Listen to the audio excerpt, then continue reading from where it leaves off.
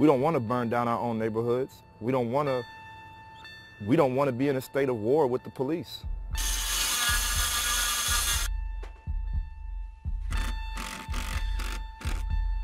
All of these preparations are being made with the expectation that a system that is supposed to work for everyone is going to fail once again for Black people of America.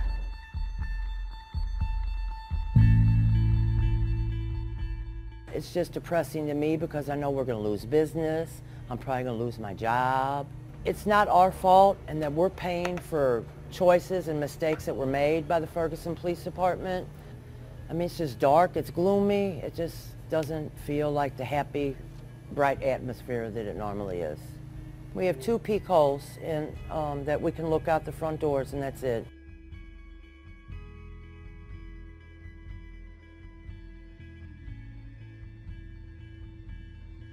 A human being killed another young human being, shot him multiple times with a high-powered pistol, and left him in the street. In the last few months, after Mike Brown was killed, I can name at least 3 people that were murdered by police that were unarmed. Kim King, Kajeen Powell, Mike Brown, Von Derek Myers. There's 4 people. My name is James Knowles. I'm the mayor of the city of Ferguson. I've been mayor for 4 years. The mayor of Ferguson is a bitch. He can't help us. He's not on our side. He's not for the people at all. His unfortunate shooting death has brought a lot of things to light in the community. Heard about a statement saying that, you know, Ferguson is over this race problem or the anger. I can't understand it. It's like he lives in another world. For me personally, you know, this is required a great deal of patience. Like, you really care? He don't care about us, bro. He's not for the people at all. He for himself. It does, you know, it does create a great deal of stress on the family, and we haven't had that really affect us too much. I feel like there's nothing that can atone for the systemic oppression and the loss of life that we suffer every 28 hours where a Black person is gunned down by vigilante or police violence. Until we address the issues that allow that statistic to live and breathe as we go on, there's nothing that they can say or that they can do that should be able to placate someone with the memory of Mike Brown lying for 4.5 hours out in the street. No police! No racist! Police! No racist! Police! Get back! Get back! We want freedom! Freedom! All these racist freedom! Every 2 weeks for the last 6 years, a Black person has been killed by a police officer. Police officers killed 400 people, local police officers killed 400 people last year. That is a problem. Yep. We love you, Droop Dog. You my son, but you was still like a brother to me still. More than the son. But it's gonna be all right, little bro. I love you to death. And I can't wait to meet you in the afterlife, baby. If there's such thing as afterlife, I can't wait to meet you there. Oh yeah, you know what I'm saying? Hey, but we love you, Droop. We'll always love you, homeboy. We love you, Drew. We love you, Drew. You killing young Black youth my age in the streets. We 90s babies, 80s babies. I don't give a fuck how many guns you got, none of that. We react off our feelings. I wish that they would have did the right thing. I wish that, you know, this was a golden opportunity for our politicians to be on the right side of history.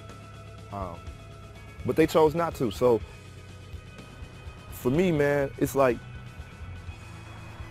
I've always felt, you know, if it's fuck us, then it's fuck you towards the system.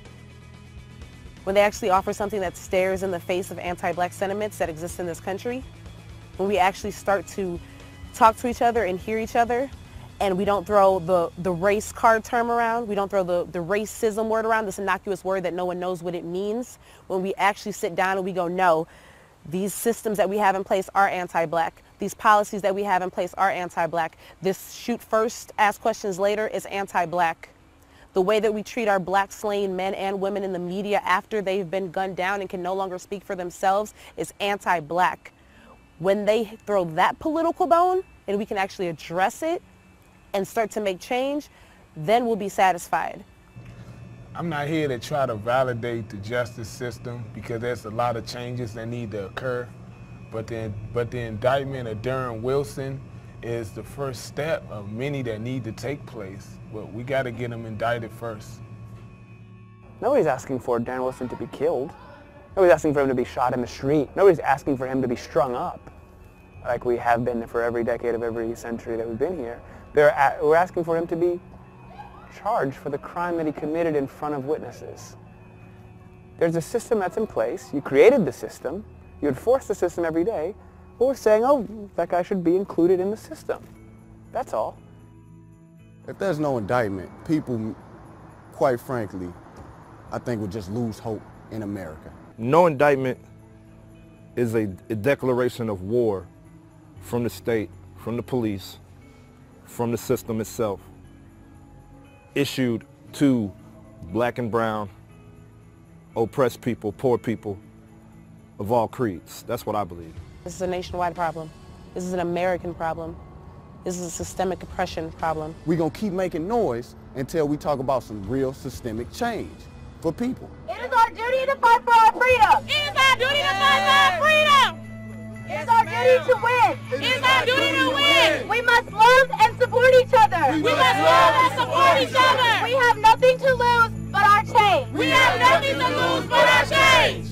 It is our duty to fight for our freedom. It is our duty to fight for our freedom. It is our duty to win. The interesting thing about Ferguson, right, is that there's actually nothing unique about the situation, right? Like, cop kills black person every 28 days all year. So, you know, why Ferguson? Why not Beaver Creek? Why not Oakland? Why not somewhere else? Why not New York? Why not Staten Island? Ferguson decided they had enough. It's also not just Ferguson. Ferguson is just the epicenter. And Mike Brown is just a catalyst for a much bigger conversation. And the only reason people came out is because they're tired of it. So that means it must have been happening all over for a very long time. Ferguson sent a message to oppressed people around the world to remind them that black people in America have not forgot the root of our struggle. It reminded them that we are in the same class as them, that we have the same exact story that they have. I don't want to see a better tomorrow. I want to see a better forever. I want to see my motherfucking kids, they kids, they kids, they kids. I want to see what my ancestors think they did by giving me the right to vote. I want to see a better forever. But tomorrow will not help me. Waking up tomorrow and being like, yes, we finally free, and then waking up fucking Tuesday and seeing my brother dead in the street, that's not going to help me. I want to see a better forever. What you saw out there is just people hurt and really responding to a situation from a very humanistic level, throwing out all the textbook rules. You know, we're regular people. You don't run up on the police. You don't engage with a militarized force as a regular American citizen. Like, we're people who have regular lives. We shop at Foot Locker. We go to Walmart.